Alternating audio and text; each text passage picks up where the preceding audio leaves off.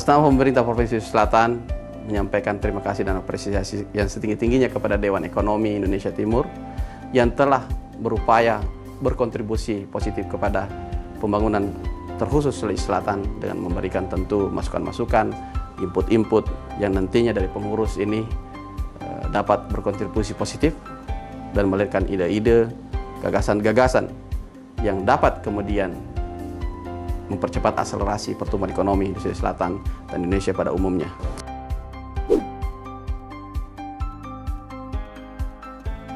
Dewan Ekonomi tentu sesuai semangat yang digariskan oleh pusat, tercermin besar, tercermin jelas di visi dan misinya.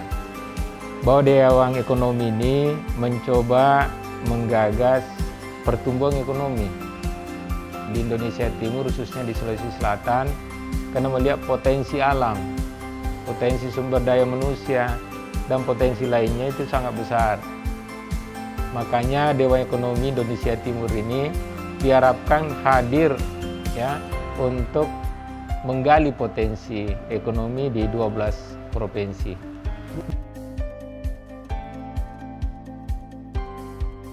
Bukan dia cari proyek, tapi menciptakan proyek sehingga serapan tenaga kerja yang ada di Sulawesi Selatan ini bisa maksimal. Ketenangan pemerintah ketika seluruh rakyatnya sudah bekerja.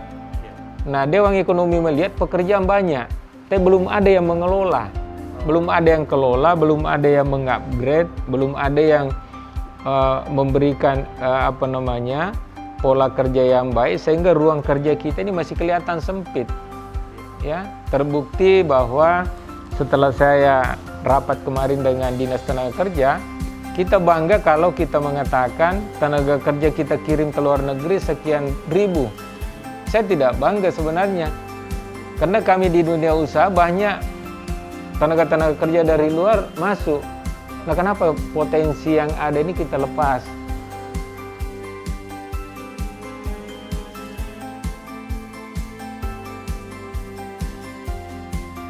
Memimpin organisasi bisa kita katakan berat, tapi ya alhamdulillah dari berbagai organisasi saya sudah tempati, ya baik Kadin, apalagi Apindo sekarang saya sudah pimpin 15 tahun.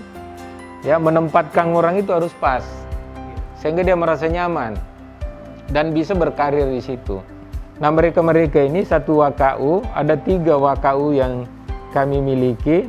Saya bisa kategorikan sebagai Menko. Ada Menko Maritim yaitu Pak Haris, ada Menko Hukum ada Pak Wilson, kemudian Menko Ekonomi. Nah, satu Menko ini ada 7 sektor. Nah, 7 sektor inilah menjadi greget nanti untuk mengangkat nilai-nilai, termasuk kegelisahan Pak Gubernur pariwisata.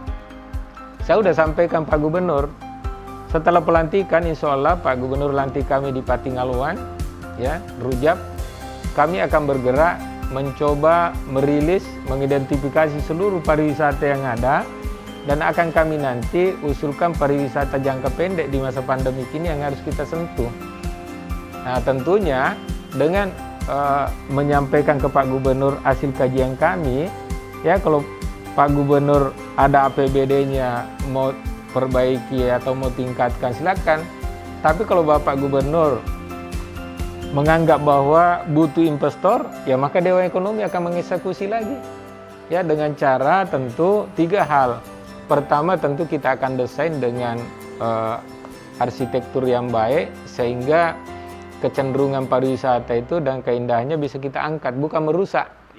Yang kedua, bagaimana kita bisa mempublikasikan sehingga baik di tingkat lokal maupun dunia sama meringankan investasi. Ketiga, tentu ini yang paling penting, ada kepastian pemerintah terhadap pendapatan. Kalau terlantar tidak ada pajak, kalau dikelola apalagi Dewan Ekonomi nanti diberi kesempatan, ya seperti contohnya ada beberapa BUMN ya kita MOU, kita kerjasama, udah ada kepastian setiap tahun mendapat income atau mendapat pajak.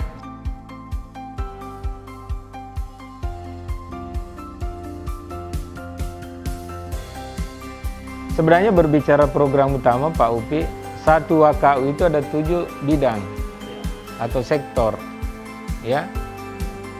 Minimal satu bidang 3 program, 1 unggulan. Ya kalau 3 program kali 3, satu WKU sudah 21 Pak, udah teler kita kerjakan. Tapi karena tim kita ini ad hoc-nya kita buat, eksekusinya lebih ringan. Makanya memimpin harus dari sisi manajerialnya ini, dari sikap kepemimpinan kita harus jelas, harus pandai membuat irama yang enak. Satu WKU dan 7 sektor ini, satu aja unggulan, berarti kan udah 7 Pak. Nah kita nanti mapping sektor pertanian sebenarnya, misalnya, oh di Sulawesi Selatan itu ada 3 kabupaten kota yang bersinergi, maka inilah dengan 3 bupati ini akan nanti sinergi dengan WKU kita untuk melihat potensi yang ada, sehingga nanti turunan ke bawahnya bisa kita identifikasi masalah dan memberikan solusi. Ya, di belakang Pak Gubernur atau di samping Pak Gubernur untuk mensupport. Eksekutor bisnis itu ada di kami. Iya.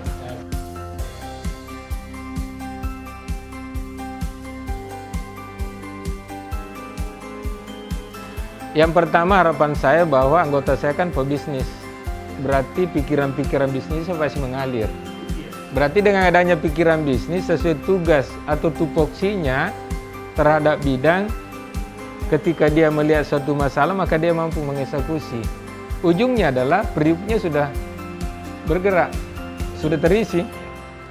Kehidupan ini kalau periuk piring kita tidak berisi ini agak susah Pak. Nah itu dulu pertama. Nah, karena kajian dan analisis kita ini terhadap sisi ekonomi, karena pekerjaan kita tidak terlalu susah Pak. Tidak perlu saya bicara lagi terhadap itu karena dia sudah tahu. Nah seperti itu. Yang kedua, harapan saya adalah dengan adanya Dewan Ekonomi, pemerintah betul-betul bisa terbantu. Selama ini banyak pebisnis ya memberatkan pemerintah karena hanya cari proyek, kasihan. Akhirnya pemerintah mencoba membuat proyek dengan berbagai kondisi keterbatasan, sehingga ya melahirkan hal-hal yang kita tidak inginkan. Ya berarti dengan adanya pekerjaan ada, lapangan kerja terbuka, serapan tenaga kerja ada, karena proyek ada, pasti PAD ada, karena ada pembayaran pajak di belakangnya situ.